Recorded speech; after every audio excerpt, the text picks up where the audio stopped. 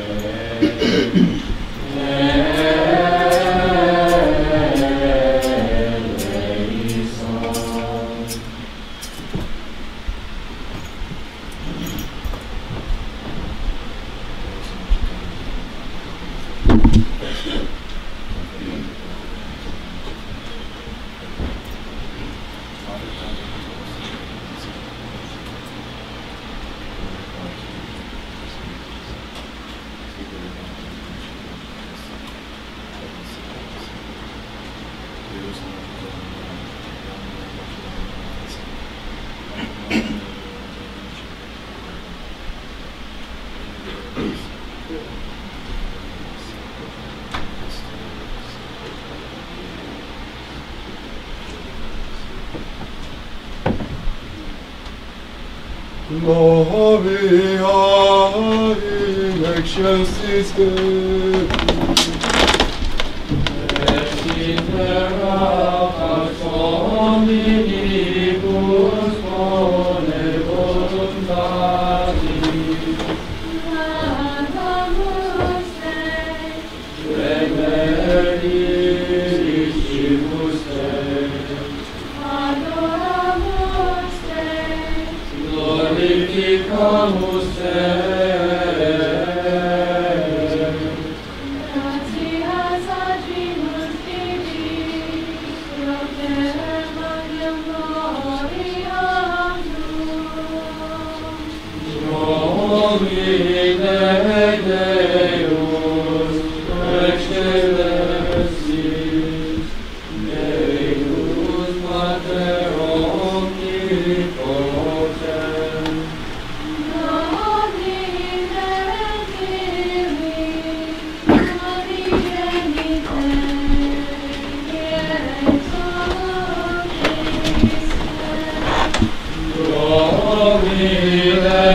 Deus, Agnus Dei, Virgios Patris.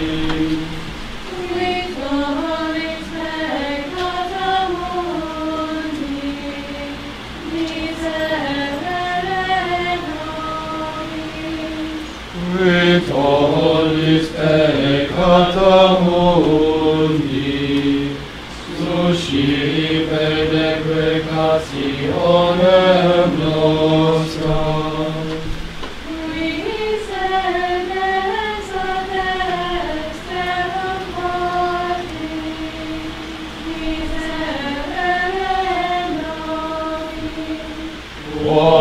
Omnium tu sonus sanctus, tu solus altissimus, Deus Christe.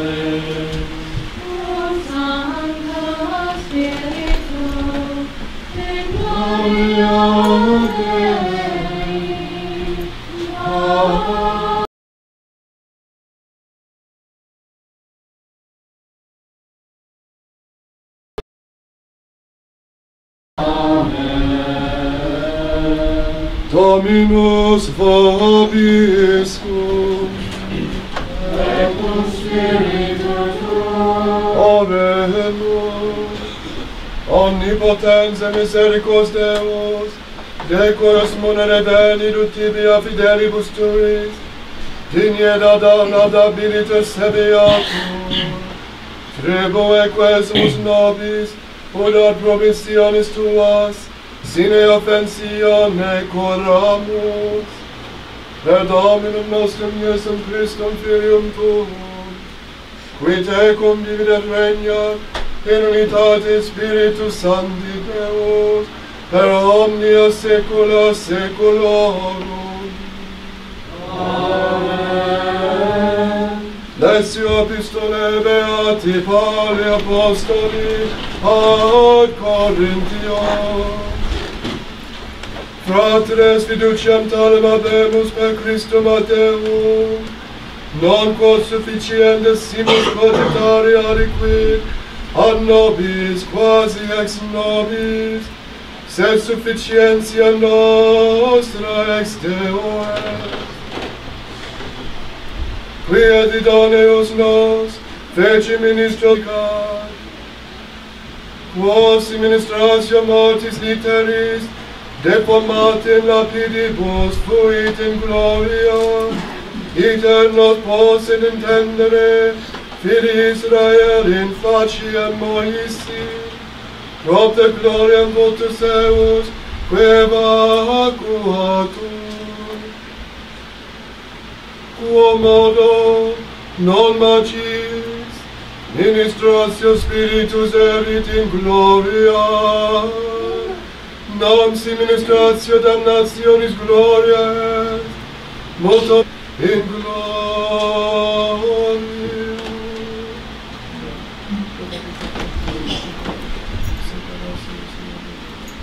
Benedicam Dominum in nobis memore, semper Deus tenore Deo, in Dominum novitur anima mea, arenat sue fidelentus. Alleluia, alleluia. Domine Deus salutis meae, et nocte corante. Alleluia.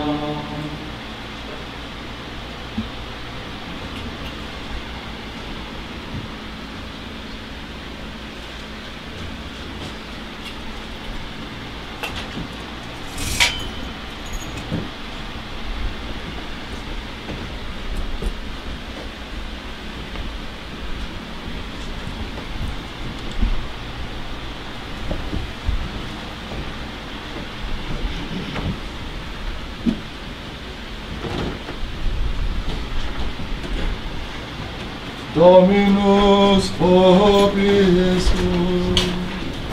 Et cum spiritu tuo. Sequentia Sancti Evangelii secundum Lucam. Gloria tibi, Domine.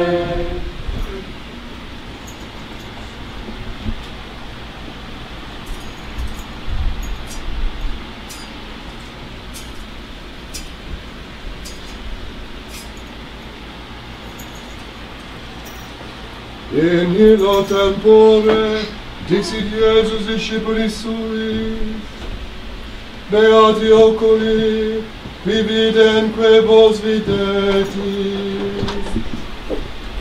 Dico enim vobis quod multi propheti et reges voluerum videre que vos videtis, et non viderum et audire que auditis, et non audierum. Et ecce quidam neci spiritus surrexit angelum, et dicent, Magister, quid faciendo vitam aeternam possidebor, ad inedicida Deum, in lege quid scriptum est, quom modo legis. Ille respondens dixit, diliges Dominum Deum tuum, est toto corde tuo, et ex tota anima tua, et ex omnibus viribus tuis, et ex omni mente tua, et proximum tuum sicute ipsum. Disique illi recte respondisti hoc facet vives. Ille autem volem justificare se ipsum, dixit ad Iesum, equis est meus proximus. Suscipiens autem Iesus dixit, homo quidam descendebat ab Jerusalem in Hewko, et incidit in latrones, qui etiam despolia verum Deum, et plagis in positis abierum, semi-vigo relicto. Accidiratemus sacerus quidam descendere, eadem via, et viso illo preteridi. Similite levita, cum esse secus locum, et videro Deum petransi. Samaritanus autem quidam, ite faciens venit secus eum, evidens eum misericordiam motus est. Era propians alicavi vulnereus, infundens oleum et vinum, et imponens illum inumentum sum, duxit in stabulum et curam eos egit. Et altera die, rotuli tuos denarios, et dedit stabulario, et ait, curam ilius abe, et quocumque subero gaberis, ego cum rediero redemptivi.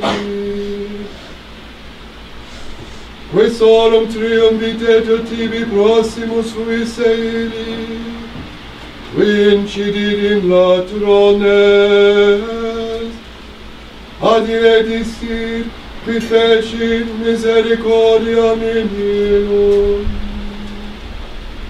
Et aedit Iesus cade, et tu facim vitae.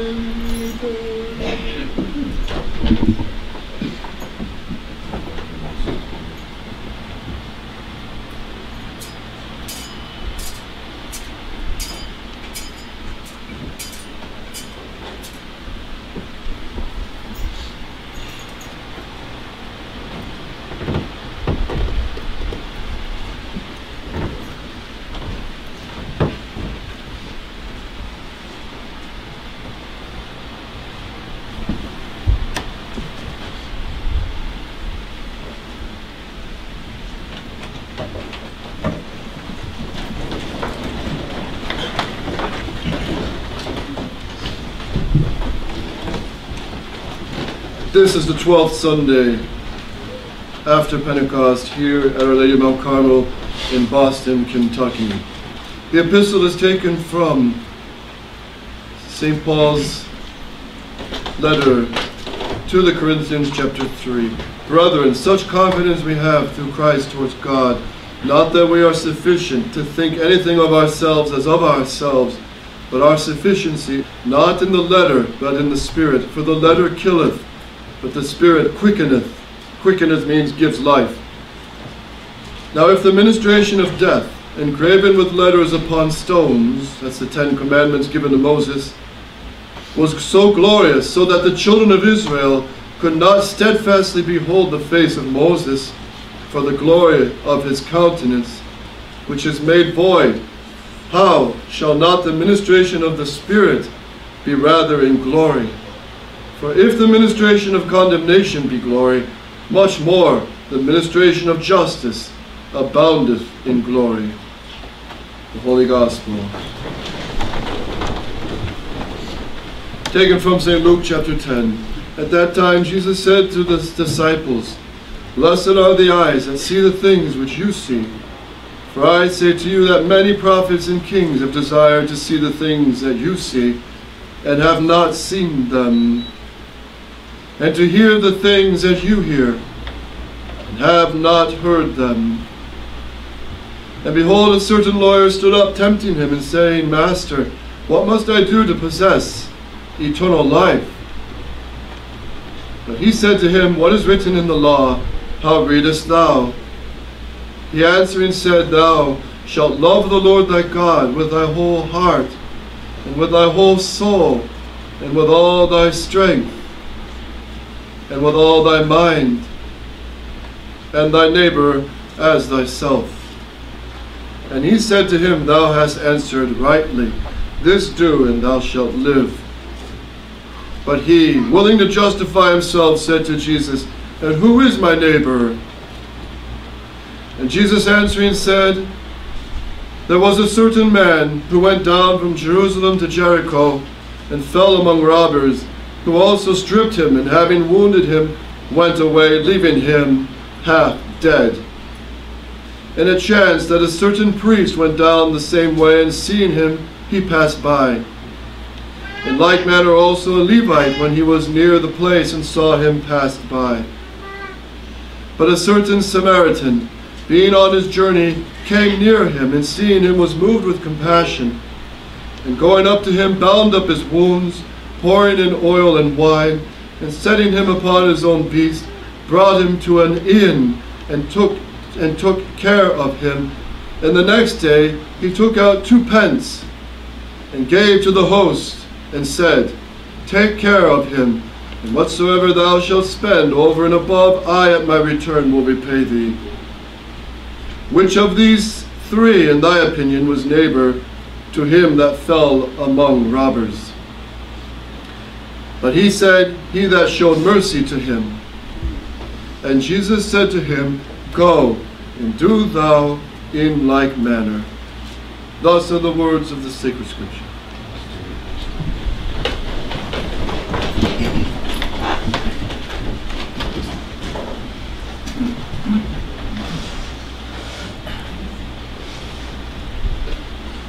There will not be a Mass here tomorrow or Tuesday. Both Father Pfeiffer and Anita Oregon, and a baptism out there. Father Pfeiffer has been on a world circuit in Australia, Philippines, India, and today I think he's in Toronto, Canada. So we're going to be having the young adults gathering on September 1st, 2nd, 3rd, and 4th. So any young adults are most welcome to come. And it's a great few days of adventures and prayer and conferences, everything the young people need, who are bombarded with all the spirit of the world, all the immodesty, the impurity, the apostasy. So come and get some fresh air, and it may help find vocation for some of our young adults. It's not the good old days when you used to go to the parish church in the small towns and meet all the other big families, and you can meet a pretty girl and see her father, her mother, and likewise for the boys, which was a healthy way of meeting a girl, meeting a future spouse. And the families dating was not one-on-one, which is a modern perverse thing, which has led to the peril and damnation of many and broken marriages. But rather, the dating is a social thing. And courtship was always something regarding the whole family. They never thought of going off one-on-one. And if they did go someplace, there was always Aunt Matilda or Aunt Bertha or Uncle Fred in the back seat, who would be there to be the supervisor or the chaperone, which is a big bad word for the modern liberal world, chaperones. But look how it's destroyed so many young people. This whole idea of acting married before marriage has destroyed so many good marriages and so many innocent souls. And the rock music pushes it, the movies push it, the whole attitude of the whole modern world pushes girls acting loose like prostitutes and boys acting like irresponsible yahoos.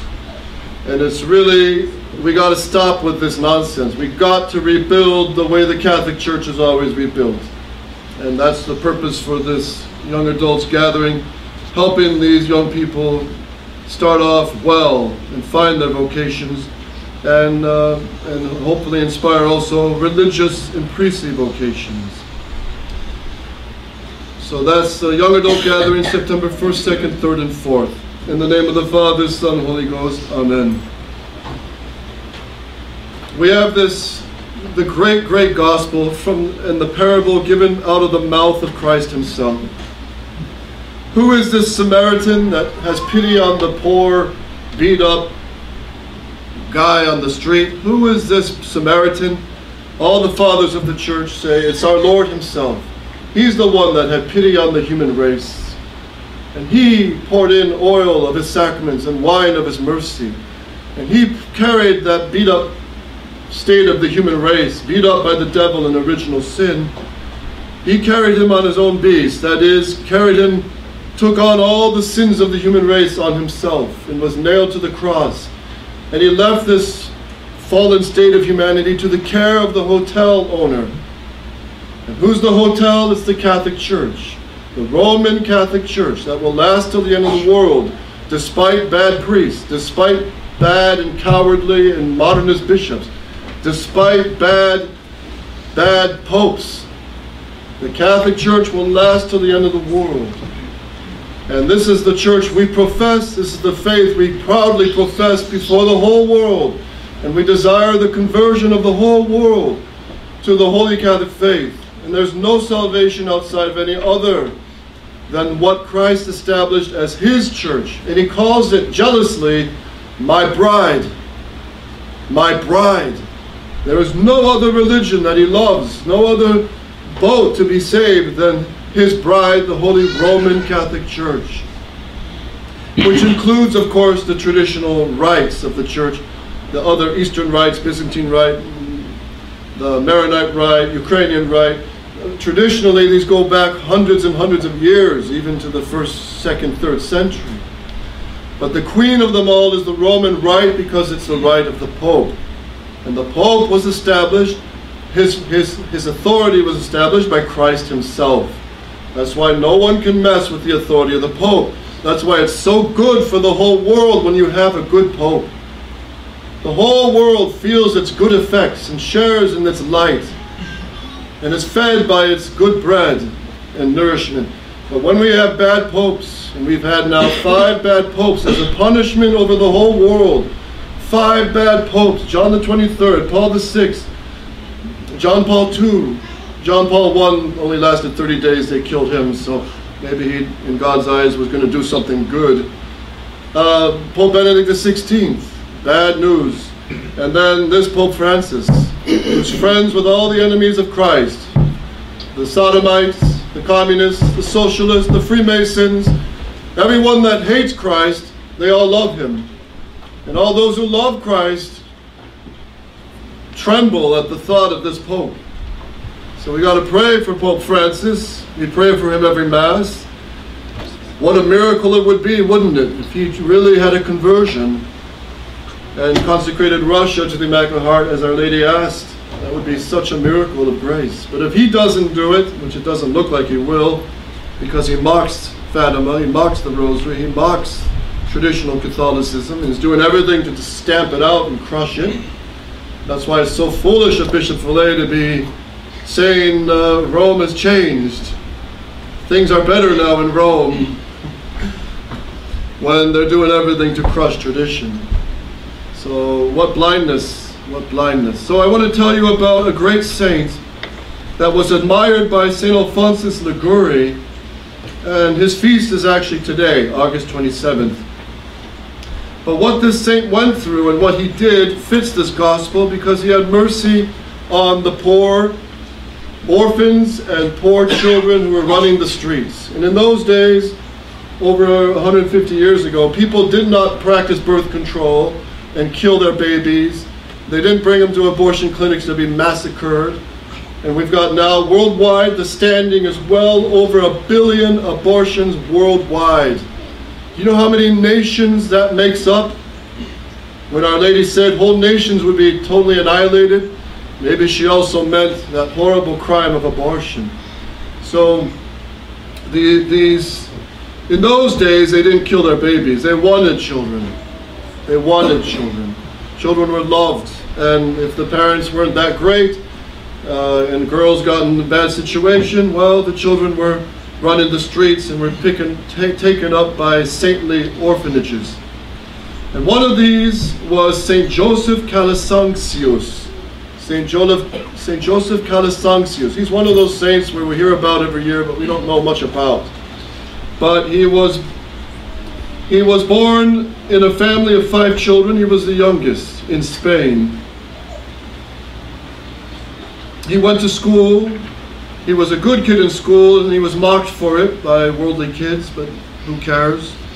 His father wanted him to be a soldier, but Joseph had other ideas and induced Don Pedro, the priest, instead to send him to the University of Lerida, where he took his doctorate in law before going on to Valencia. So he was a studious young man, but in the University of Valencia, many of the girls were chasing him. And he knew that if he was going to be a priest and give his life to God, this was going to be great danger for him. So he left that university. And in 1583, he was ordained a priest after studying theology. He was 28 years old. He will die at ripe old age of 92, St. Joseph Calasancius. Now, people think that the public schools are the greatest thing in the world because they're free. And that's a good thing, actually, if the schools were teaching the faith. If the schools were teaching the true Catholic faith and giving them the true moral formation, and mixed schools of the sexes, mixed boys and girls, especially at high school level, has always been condemned, not only by the church, but by common sense. By common sense, and I don't need to go into detail on this. So, public school system was not invented by the USA. It was invented by St. Joseph Calasancius.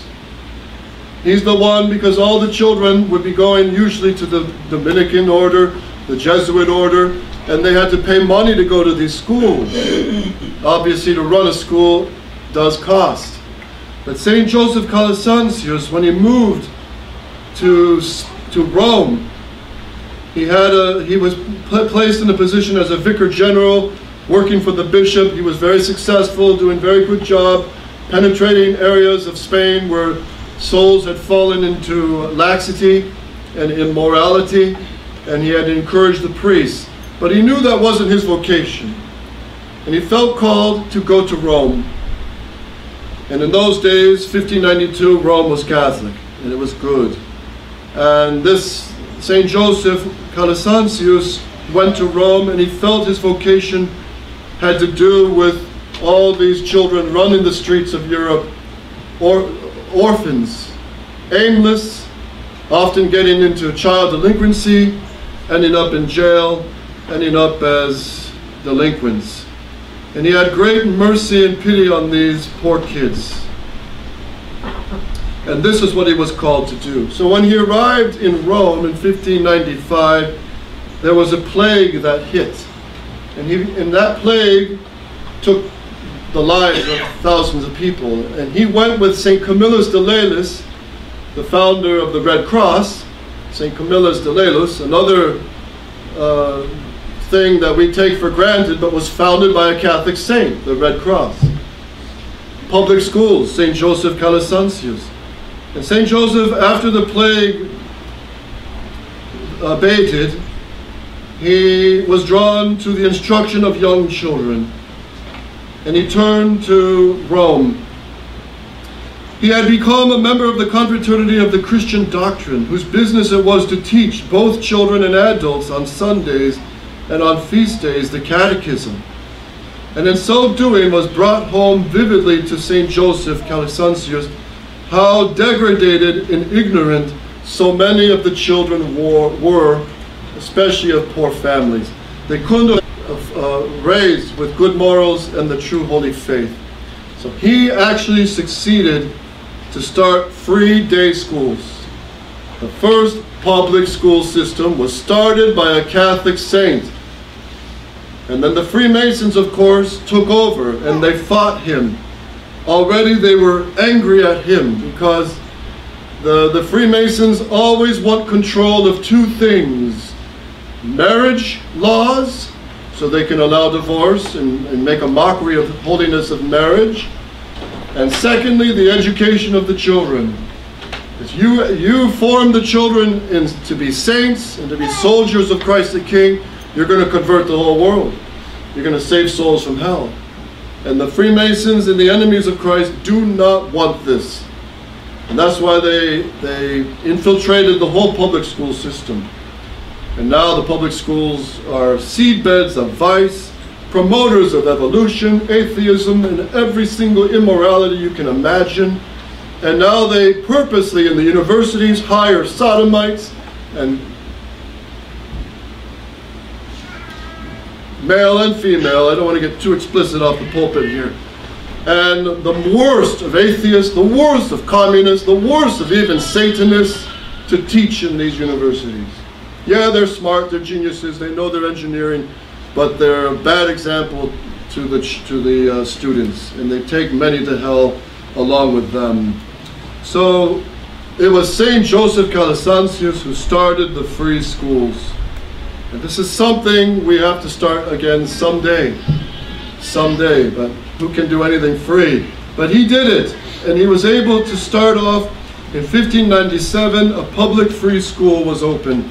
He was given a grant by Pope Clement VIII and later by Pope Paul V, who were able to raise funds so that he could continue his schooling.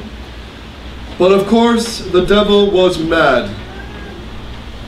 Because the youth, the devil knows the value of the youth.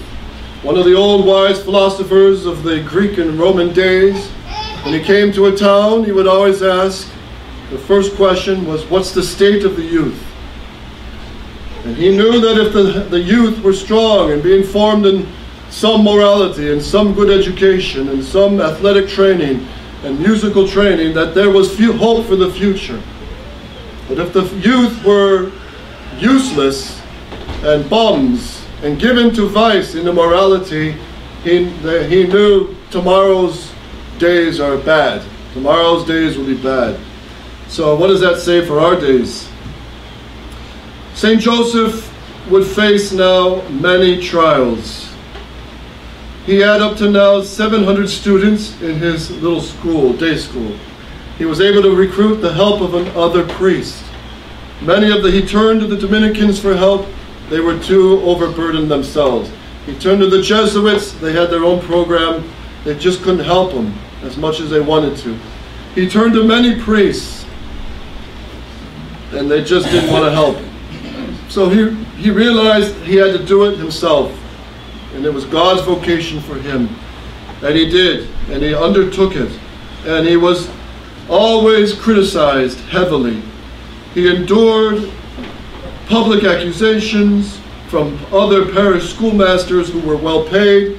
They were jealous with his success, that he was having a school where they're not even being paid, the teachers, run by priests. He had later a new building at the Church of St. Pantaleon. He had up to 1,000 students by 5 to 10 years later. Other schools were open, and in 1621 the teachers were recognized as a religious order. So it was publicly recognized by the Pope as a religious order, which St. Joseph himself was named the Superior General. He did not let the cares of the generalate diminish either his religious observances or his care for the needy, the sick, and any to whom he could be of service. About this time there came to Rome with his family and wife an English gentleman, a convert from Protestantism, who also helped his cause. But the trials of St. Joseph Calasanzius would again hit. And in 1630, there was admitted to the institute at Naples, where he had a school, a Father Mario Sozzi. And this Father Mario Sozzi, a middle-aged priest, would be a terrible cross for this St. Joseph Calasanzius, because he would try to falsely accuse St. Joseph Calasanzius of being too old for the job. He was lacking in administrative skills, and this priest caused for him endless headaches. And he attacked him. He tried to take over the whole religious order, and he caused much damage. And this Father Mario was finally taken to task. Father Mario, after trying to attack the whole religious order and St. Joseph himself, he went unpunished and continued to plot for control of the whole institute, representing St. Joseph to be too old and doddering for his responsibility. He managed by deceit to get him suspended from the generalate and contrived that a visitor apostolic be appointed who was favorable to himself, Father Mario Sozzi. This visitor and Father Mario became in effect in supreme command, and St. Joseph was subject by them to the most humiliating, insulting, and unjust treatment, while the order was reduced to such confusion and impotence that the loyal members were unable to persuade the superior authorities of the true state of affairs. So imagine that. A saint starts a whole religious order that it's all a good purpose. It's doing much good for these poor kids all over Europe. And it's attacked from within. And the superiors don't understand what's going on. It's a state of confusion. And poor St. Joseph is being attacked himself. Notice how God works. Whenever one does anything good, there's always going to be attacks. That goes for families, that goes for good marriages, that goes for religious vocations or priestly vocation, that goes for our place here, Our Lady of Mount Carmel. How many 5 years of accusations, trials, sufferings, betrayals from within, betrayals from without, betrayals from our fathers. We don't even get holy oils officially in a public manner from our 4 bishops.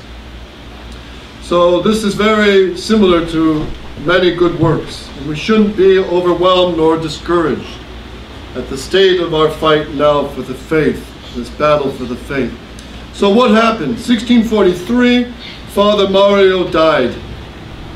And just when you thought, well, okay, we're going to have a break now, there was another priest, Father Cherubini, who continued the same destructive policies of Father Mario Sozzi. St. Joseph bore these trials with marvelous patience. The Holy See had some time previously set up a commission of cardinals to look into the whole matter, and at length in 1645, the Holy See in Rome ordered the reinstatement of St. Joseph as the Superior General. This announcement was received with great joy, but led at once to renewed efforts on the part of the malcontents who had the support of an aggrieved female relative of the Pope. So this female relative again stirred up everything against St. Joseph and the good work of the school. Thus, in his 90th year, St. Joseph saw the apparent overturning of all his works by the authority to which he was so greatly devoted, and the indirect disgrace of himself before the whole world. When the news was brought to him, he simply murmured, "The Lord gave, and the Lord hath taken away. Blessed be the name of the Lord." So at 90 years old, he sees his whole work crumble before his eyes and smashed. And was this not similar to Archbishop Lefebvre, who started in 1970 the Society of St. Pius X seminary to continue Catholic tradition? Rome came down pounding on it with suspensions, excommunications, and Archbishop Lefebvre made it very clear this is for the survival of the Catholic faith. We have to oppose and stand, totally, categorically refuse Vatican II and the new Mass and all its poisons. And he suffered much for it. And the Society of St. Pius X grew and grew and grew and reached many souls: Asia, Philippines, Canada, USA, all over the world, 5 major seminaries. And then in 2012, not suddenly overnight, but it was built up to it with the 2007 and 2009, and then in 2012, the betrayal of the work of Archbishop Lefebvre from the top by the Superior General himself. And then the 4 bishops who have done nothing to protect and defend the real work and stand of Archbishop Lefebvre, which is continue the faith and take care of souls all over the world until Rome comes back to tradition. They've abandoned that policy to make friends with modernist Rome, and now they're caving in at all levels and at all the sacraments. Confession, holy orders, now marriage, have all fallen to be recognized by Rome, modernist Rome. This Rome is bad. And the eternal Rome, the Catholic Rome, we stay with, we are faithful to. We have 1 pope over 2 churches. That's the problem we have now. Years ago it was 3 popes over 1 church.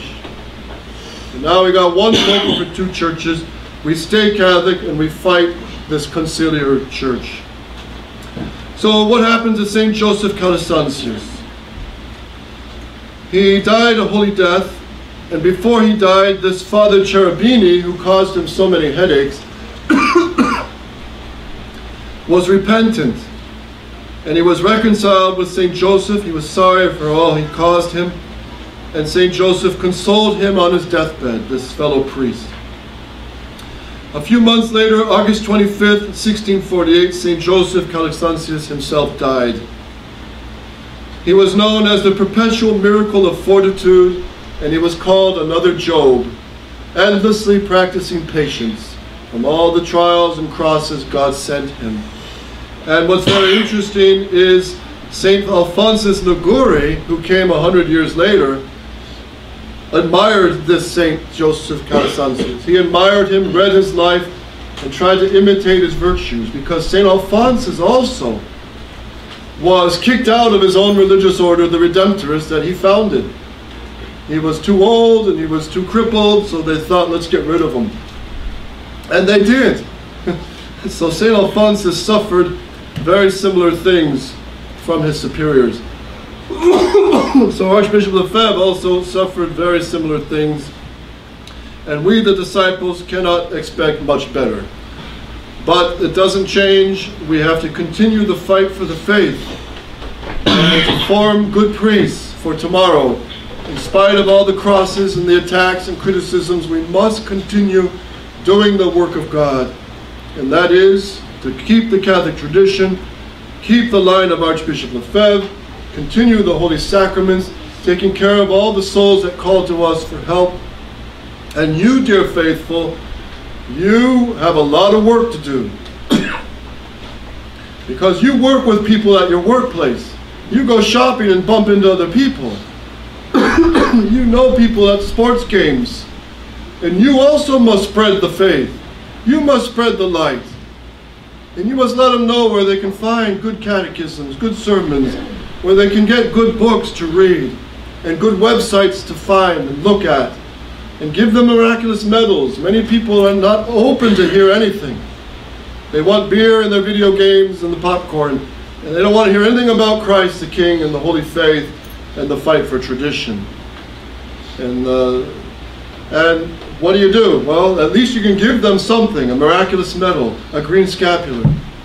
And what they do with it, that's before God. But you also must work to save souls. You also have this duty before God. And that is, firstly, by good example, living a Catholic life, keeping the commandments, which are commandments, they're not options. And then you must have the love of your neighbor. And the greatest sickness anyone can have is to not know the truth and not know how to save their soul. That's the worst disease. Sin and ignorance of the true faith. And this is where we have to help our neighbor and have compassion on them. In America, we bump into many Protestants, many ex-Catholics, many who don't know anything. And this is where just a good example, a good word, an encouraging word, says St. Gregory, if nothing else, can help some of these souls. So God puts them in your path. As we always say, the seating arrangements in the airplane and the buses are not by accident. There's often many souls who are there just because from your words and your prayers, your good examples, you can help save their soul. So let's turn to the Mother of God who crushes all heresies. May she have the victory, which she will. She will. And we trust in the good God that day will come. But we must continue. Pray, do penance, pray the rosary every day, and fight on. O Mary, conceived in the name of the Father, Son, Holy Ghost.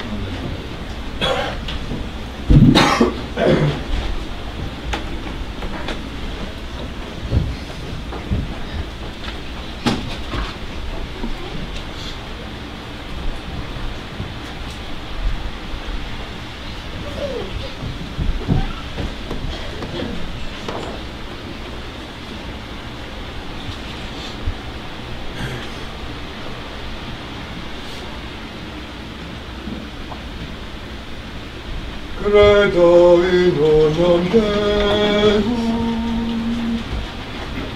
Patrem omnipotentem, Autorem Caeli et Terrae, visibilium omnium, et invisibilium,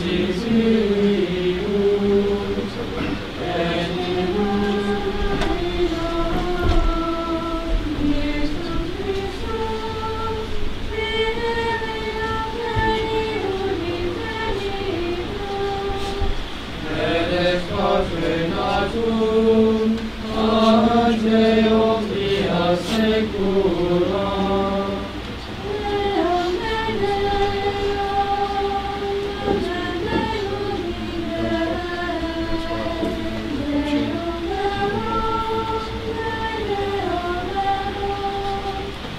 Genitum non factum, sensus sanctia et pagi, equem omnia facta sum.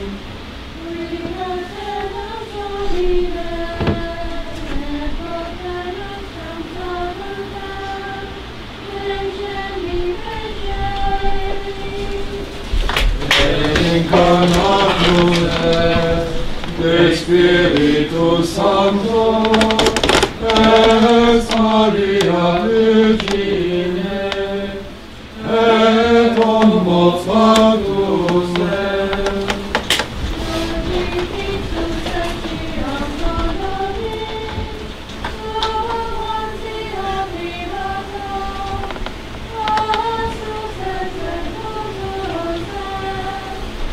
Et resurrexit tertia die, secundum Spiritua,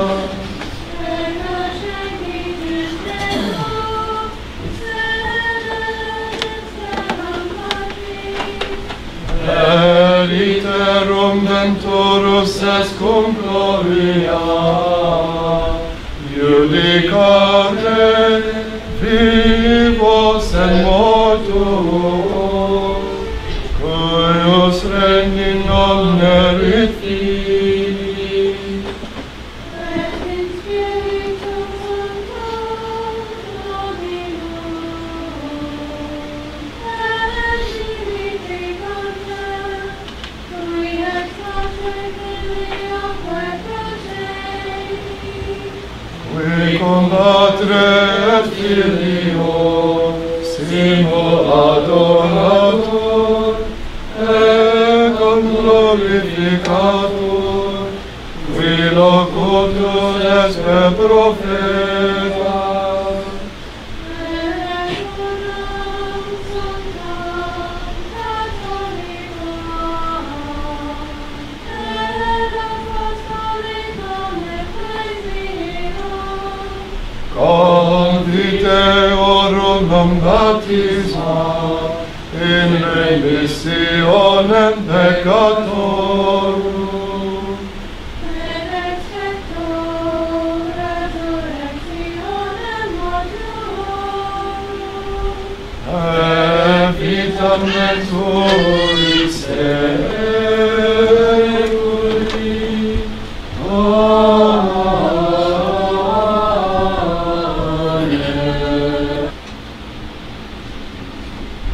Dominus vobiscum, et cum spiritu tuo, oremus.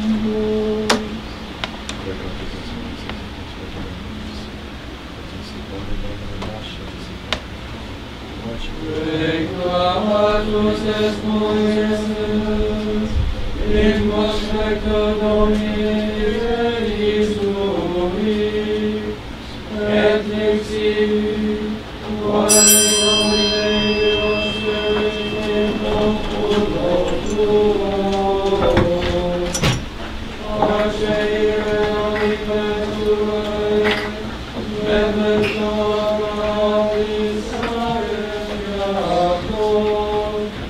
qui vos universidade fellow, et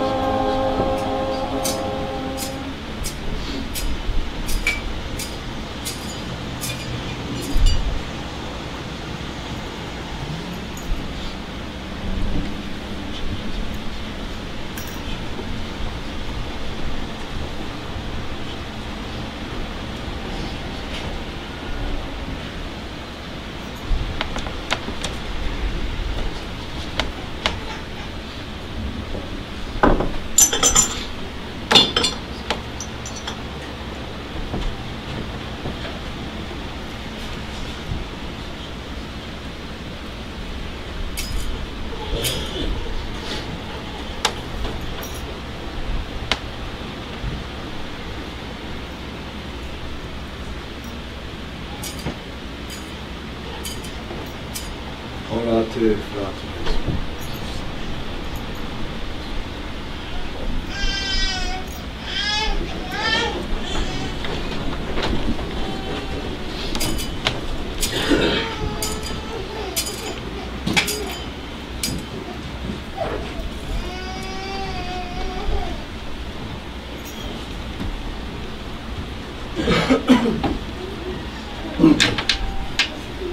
Per omnia saecula saeculorum. Amen. Dominus vobiscum.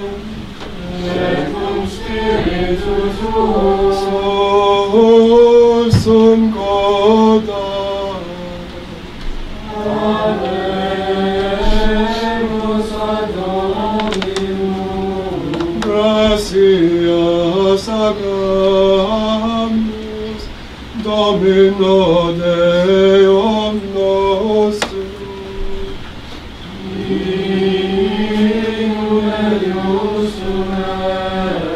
Veret in et justum est egum et salutare. Nos tibi semper et ubique gratias sagere. Domine Sanne Pater, omnipotens eterne Deus, qui cum unigenito Filio Tuo, et Spiritus Sancto unus est Deus, unus est Dominus, non in unius singularitate personae, sed in unius Trinitate substantiae, quorum de tua gloria, revelante te credimus, hoc de Filio tuo, ad Spiritus Sancto, sine differentia, discretionis sentimus. Od in confessione vere, semper equitatis,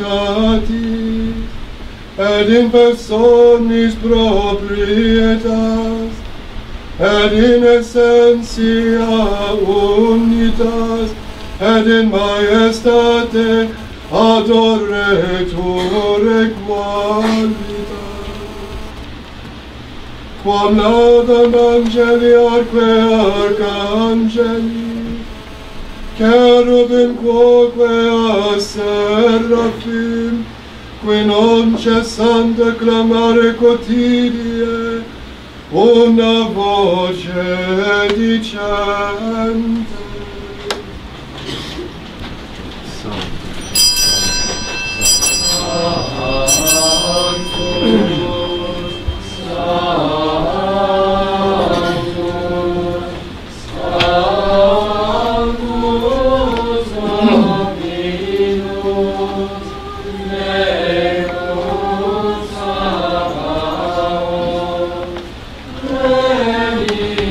Benedictum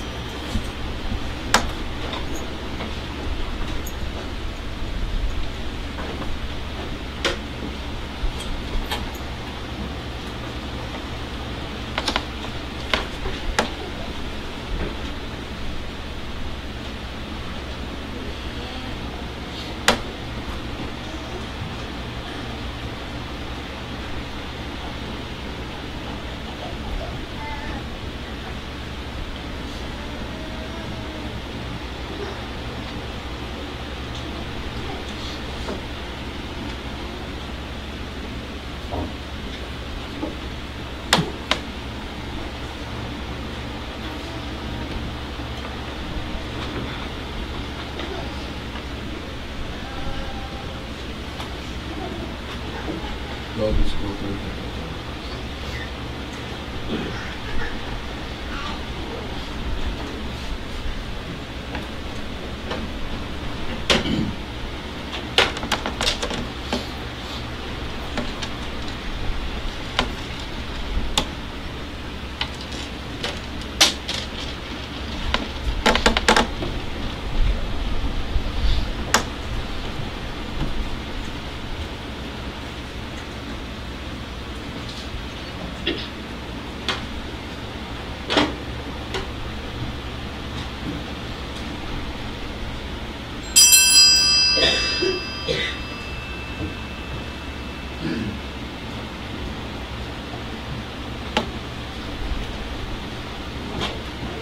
Per omnia saecula saeculorum.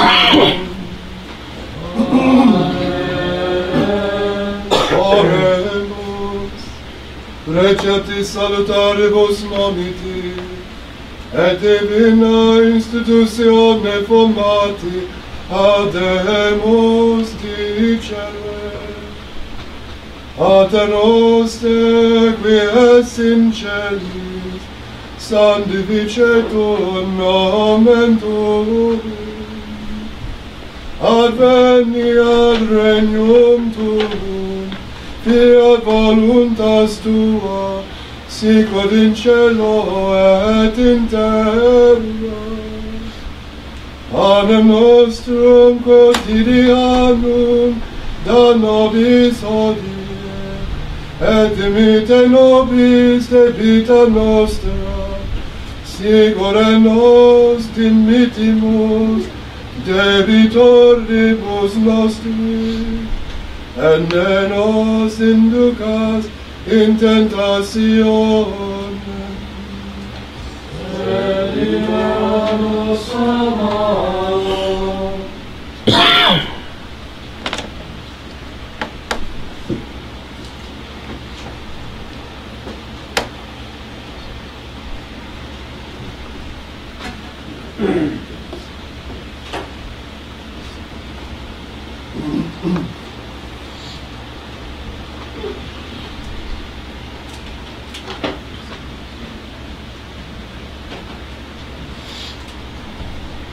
Per omnia saecula saeculorum. Amen. Pax Domini sit semper vobiscum. Et cum spiritu tuo.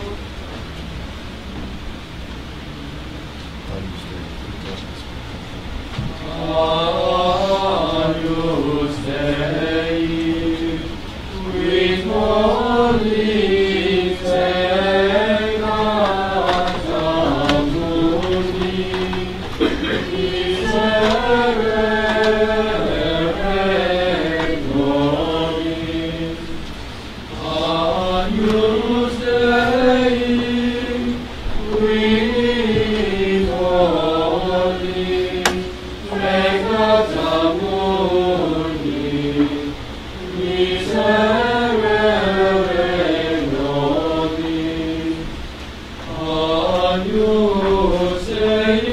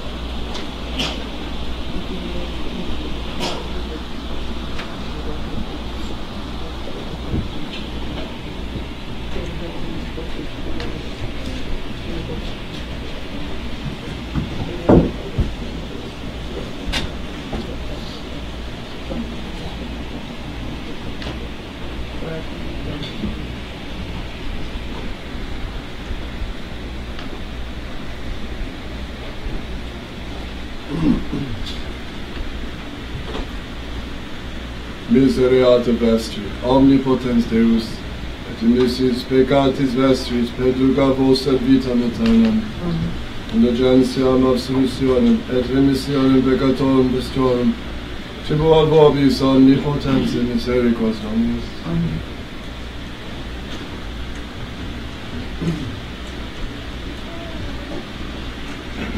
Ecce agnus Dei, ecce qui tollit peccata mundi.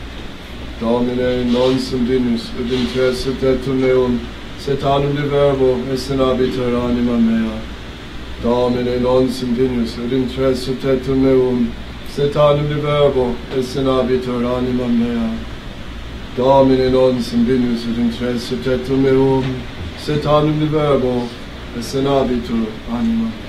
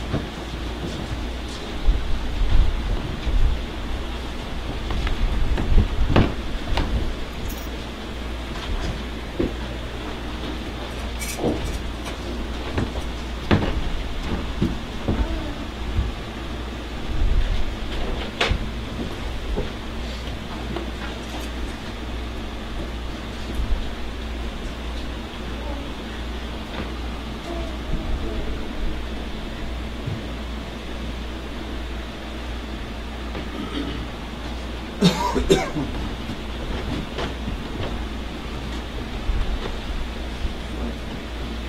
fructo operum tuum, Domine, satia vegetale, redugas panem de terra, et vinum lectificet coronis, et exulare facem aurea, panis coronis,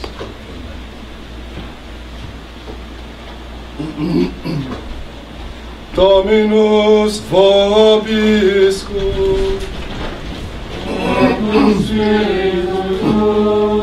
oremus, vivificia nos, quesumus Domine, poius participatio Sancta Mysterii, et parite nobis, expiationem tribuat et monimem, per Dominum nostrum Iesum Christum, Filium Tuum, qui tecum vivit et regnat, in unitate Spiritus Sancti Deus, per omnia saecula saeculorum.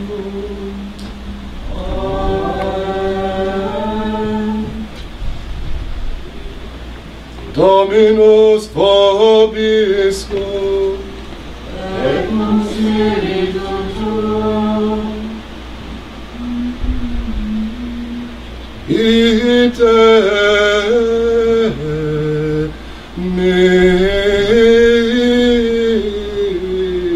misas.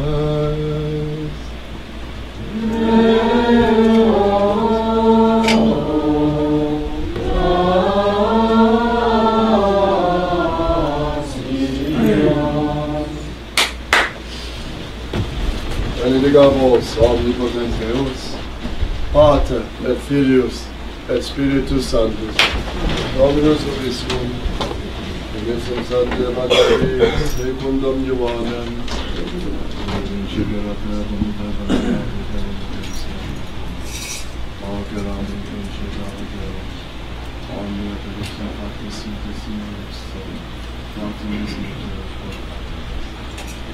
Ipsa vita errata vita risonum et ipsum sanguis et cebitem Deum et contum Deum, cui quammomus is et Deum cum legatio avis. Hic credit in testimony that it Quod omnes credit in legatio Deus et testimony that Errandus vera, illuminat omnem omnem venientum et mondum, et mundo erratum mundus per ipsum factus est in mundus et propria bene dessia omnia recepere, operatum recepere, Dei Deis potestatem, Filios Dei Filii, Isque credum in nomine Eis, qui non est sanguinis, neque est voluntate Canis, neque est voluntate Dei, sed est Deum.